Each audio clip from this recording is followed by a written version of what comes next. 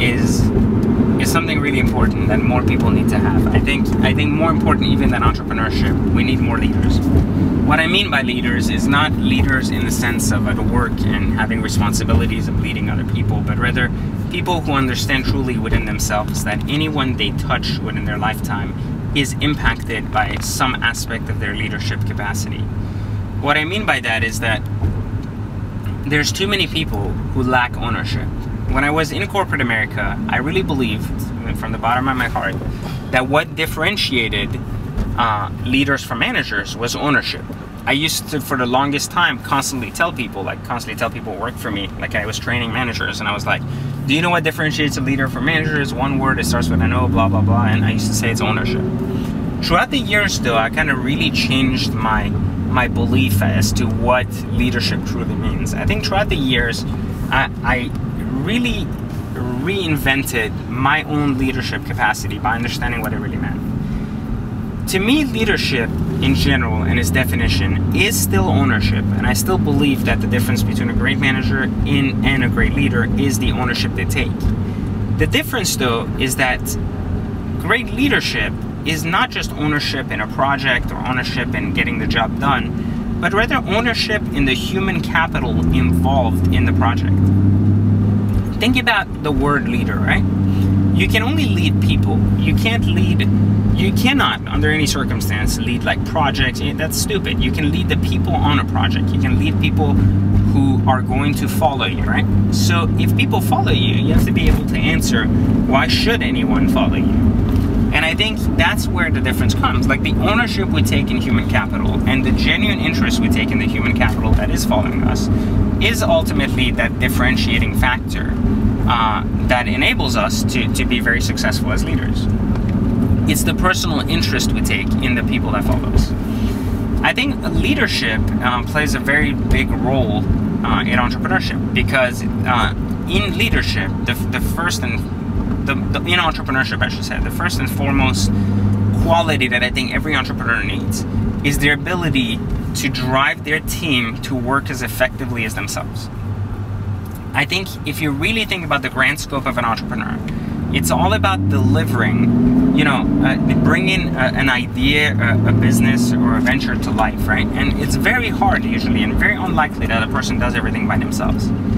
So it's very likely that even in entrepreneurship, even though we may start as one, we can go, we can grow by 2, 3, 4 people and eventually into an office of 15, 20 people. When we grow an idea, we have to be able to grow our capacity to manage the human capital involved with that idea, and to grow that talent to further match the level of expertise we need as our project grows. Try to think about, leadership in the sense that it's not always about just leading people to doing your job. Great leadership is about taking interest in people and making sure that they are capable of doing the job you want them to do and want to do it. So this is the biggest difference, is that great leadership is not about managing people to do a job or to forcing them to be, great at what you need them to do so you can reap the rewards of their efforts and pay them a wage for it, but rather being able to just make them want to be the best for you. How do you do that? And then being able to, from there, having them kind of deliver that consistently. As much as many would say, well, that's only benefiting you because you're ripping the rewards. But no, you're teaching someone to be great at what they do, not good. Tomorrow when they go do their own thing and they start their own business, they're going to be great at it, not good. And I think that's the biggest thing, is how to get the great out of people. And I think that's why it really matters when it comes to entrepreneurship, as well as in corporate America. One of my biggest pet peeves is when we have incredibly poor leaders in incredibly high positions. Like, I'll give you a very good example. Like in my corporate career, I have always had very, very idiotic managers on top of me that really had genuinely no idea what the hell they were doing. And the worst part of it, they actually believed themselves to be great leaders. These imbeciles actually believed that they were making an impact on everyone else's life when all they were doing was pushing people to just get them sales and ultimately get a bonus in their pocket and try to tell people that they would also make more money. That's just the dumbest form of management that management strategy that one can have. And I was dealing with so many people like that I got to the point where I said, well, what they're looking for are really dogs. Like, they're not looking for great leaders, they're looking for dogs. So if a great leader is appointed, then he'll want better leaders under him. But these people were not leaders, they were managers, so what they wanted was a bunch of dogs that wouldn't question what they were saying, and that would just praise them as great leaders for being ignorant and for just having or sharing very little real knowledge that could help and impact people's success. I think that a lot of times we mistake success, like at work, and refer to that person that's helped us be successful as a great leader, when it's certainly not true. If you're hitting sales numbers at work and your team is too, that doesn't make you a great leader.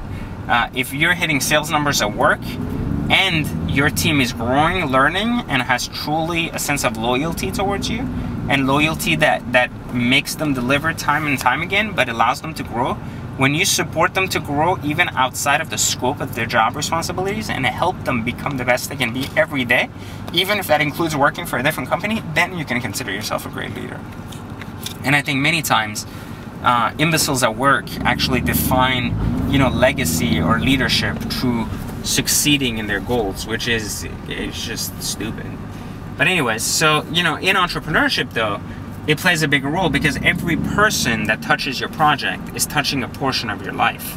And it's very important that each and every one of these people has a very good sense of loyalty, grows with you, and is also internally growing and delivering much, much better for themselves every day, as well as, they're learning, they're growing, they're helping you learn, they're helping you grow, you're learning from them, and ultimately together you're driving and creating what you envision to be possible. So great leadership is definitely an important part of entrepreneurship and needs to be not neglected. I urge a lot of entrepreneurs to go out there and learn a lot about different leadership strategies and understand that you're a leader when you're given that title by your people, by those that follow you.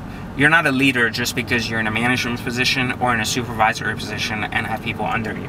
Leadership is earned, it's not given, and no title in the world will ever give you what the people that follow you can.